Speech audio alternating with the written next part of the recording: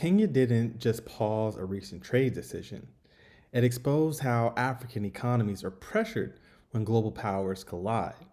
On one side, the United States controlling preferential access to its markets through AGOA. On the other, China offering immediate duty-free entry into the world's fastest growing consumer economy. And Kenya is standing in the middle, with its exports, factories, and currency stability on the line. Washington is saying, secure AGOA first. Beijing is saying, our market is open now. That's not diplomacy.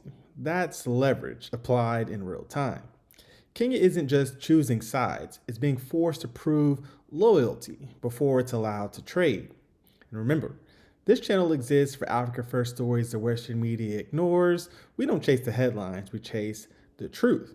And by the end of this video, you'll understand why Kenya has become a pressure point in the US-China trade war and what this moment reveals about African economic sovereignty.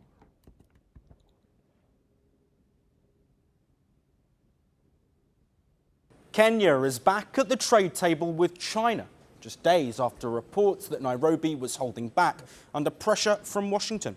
Kenya has now confirmed a preliminary deal with Beijing. The move sends a clear message. Kenya is playing both markets without committing to either.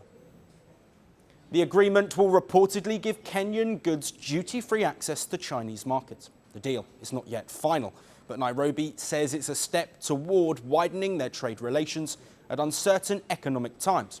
Kenya's trade ministry says the so-called early harvest deal is worth nearly $1 billion. It grants duty-free access to 98.2% of Kenyan exports entering China. Officials say the deal could boost agricultural exports, including tea, coffee, avocados, and fresh produce. No final product list has been released, and talks are now moving toward a full bilateral trade agreement. Again, so here's what changed, and this is the part that matters. Kenya and China have reached a preliminary agreement granting duty-free access to 98.2% of Kenyan exports into the Chinese market. So again, that includes tea, coffee, agricultural products, high employment, foreign exchange earners, the value, nearly $1 billion in potential trade expansion. So these aren't symbolic numbers, they're structural. But why now? Because Kenya's trade deficit with China hit $3.7 billion in early 2025, putting real political pressure on Nairobi to rebalance, not posture. President William Ruto has been clear. Kenya cannot rely on one market in a fractured global economy. But just as Beijing opened its doors, another system went dark, AGOA. Western outlets call this Kenya hesitating, but that's funny because China already handed Kenya the keys. So we're told Kenya is simply balancing its partners. And the truth here is Kenya is managing pressure, not indecision. When AGOA expired on September 30th, 2025, Kenyan textile exports were hit with double-digit tariffs overnight. Orders vanished, factories slowed, and layoffs followed. At the same time, China offered immediate tariff-free access. No congressional vote required. But Washington's message was unmistakable. Move too decisively toward Beijing and AGOA's renewal could quietly stall. So this isn't about who Kenya prefers, it's about who gets to approve Kenya's alternatives. If an African country must ask permission before diversifying its trade, that's not partnership. That's supervised sovereignty. So you're free to trade globally once your primary sponsor is comfortable. No. Let's break down the real consequences here. First, employment. AGOA-linked textile manufacturing supports tens of thousands of Kenyan jobs. When tariffs hit, factories don't debate ideology, they cut shifts or shut down. Secondly, the currency trap.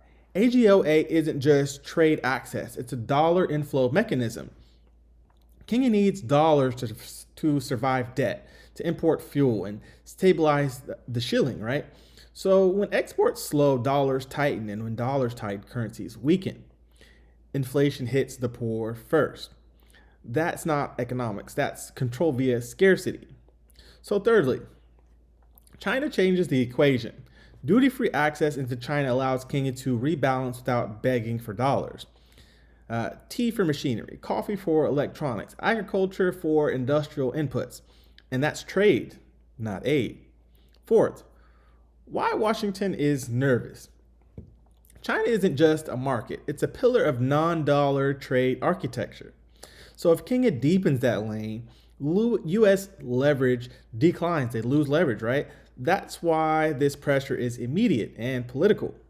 So there's a double standard. When Europe trades with China, it's called diversification. When Africa does, it's called a strategic risk. Interesting how stability always means, don't move. So now let's watch the choreography. The U.S. has passed an AGOA extension, but only until 2028. So it's not permanent, not strategic, just temporary leverage. China, meanwhile, isn't renegotiating. The market access is already there. Kenya's strategy is now clear.